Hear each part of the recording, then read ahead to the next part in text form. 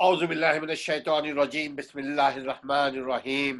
یہ لوائڈس T V ہے اور میں ہوں اسلم پرویز، اور ہمارے ساتھ آج شریک گفتگو ہے ایوب بھائی۔ آج قرآن سے فیض کیسے حاصل کریں اس سلسلے میں گفتگو کرنے جا رہے ہیں ایوب بھائی۔ قرآن ہم پڑھتے تو ہیں، قرآن کی عزت کرتے ہیں، قرآن کو 7ویں طبق پر رکھتے ہیں، قرآن کا احترام اتنا کرتے ہیں کہ سروں سے اوپر رکھتے ہیں، اتنا اوپر رکھتے ہیں کہ ہاتھ نہ پہنچ پائیں، عمل تو چھوڑے۔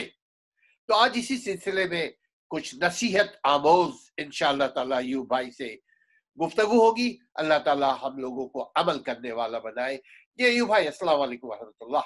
وعلیکم السلام۔ اسلم بھائی کیسے آپ؟ ٹھیک ہیں الحمدللہ۔ اسلم بھائی کوشش کرتے ہیں انشاءاللہ تعالی ہمیں بھی اللہ تعالی اس نصیحت پر عمل کرنے کی توفیق عطا فرمائے۔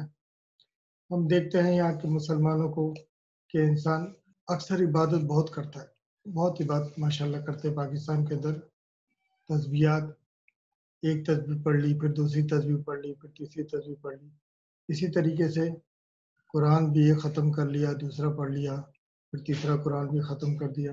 لیکن افسوس ہے کہ ذہن ہمارا قرآن کے مطابق نہیں ہے۔ ذہن جو ہے ہمارا وہ قرآن کے مطابق نہیں ہے۔ قرآن جو ہمیں سنت سکھاتا ہے اس پر ہم عمل نہیں کرتے۔ قرآن جو ہمیں سنت سکھاتا ہے اس پر عمل نہیں کرتے۔ ہمیں اپنے آپ کو اسلم بھائی بدلنا ہوگا، لازمی بدلنا ہوگا اپنے آپ کو۔ ہمیں اپنی موت کی کوئی گارنٹی نہیں ہے کہ موت کب آئے گی۔ اس کو ہم کب تک ایک برکت کی کتاب بنا کے رکھیں گے؟ کب تک ایک برکت کی کتاب بنا کے رکھیں گے؟ آپ نے دیکھا ہوگا کہ کچھ لوگ قرآن کو کپڑے میں لپیٹ کے کسی اونچی جگہ پہ رکھ لیتے ہیں، یہ برکتی کتاب ہے۔ یہ برکتی کتاب اس طریقے سے کہ اگر ہم اس کتاب کو پڑھیں، اس کتاب کو پڑھیں گے تو اس کے پڑھنے کا ہمیں ثواب ضرور ملے گا، ایسی بات نہیں ہے۔ انشاءاللہ ہم قرآن کی جب تلاوت کرتے ہیں تو ہمیں اس کے تلاوت کرنے کا ثواب ضرور ملتا ہے۔ اب آپ اس پہ ذرا سا غور کریں کہ قرآن کی سب سے پہلی آیت ہمیں کہتی کیا ہے۔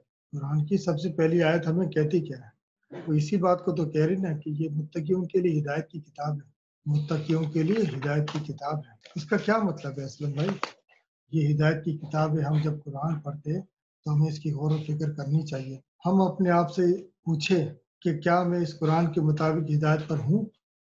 نہ خود جائزہ لے انسان، جیسے کہ وہ اپنے آپ سے پوچھے کہ میں اس قرآن کے مطابق ہدایت پر ہوں، اور اللہ سے دعا کرے میرا دل قرآن کے علم کے مطابق کھول دے۔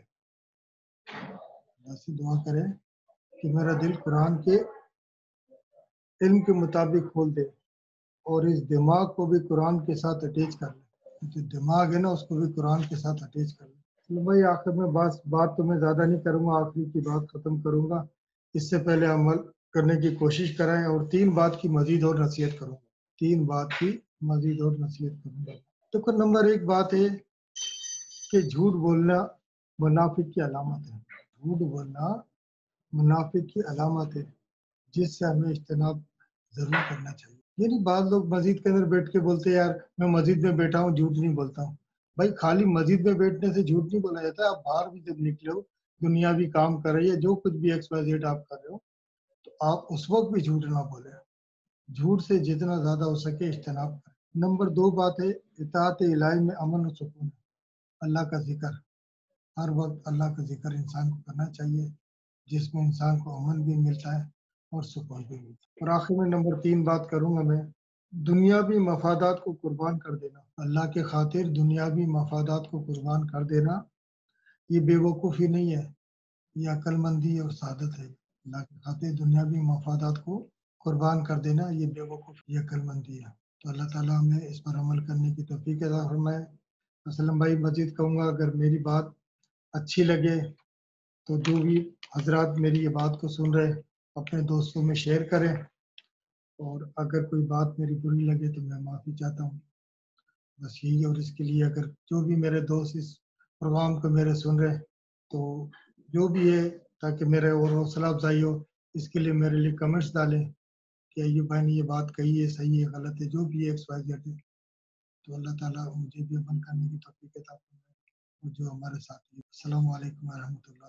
وعلیکم السلام ورحمۃ اللہ وبرکاتہ۔ ناظرین، کم از کم ابھی سے ہم لوگ کوشش کریں کہ جھوٹ نہ بولیں، اللہ سے محبت کریں، اور شیطان کو خوش اتنا نہ کریں کہ رحمان ناراض ہو جائے۔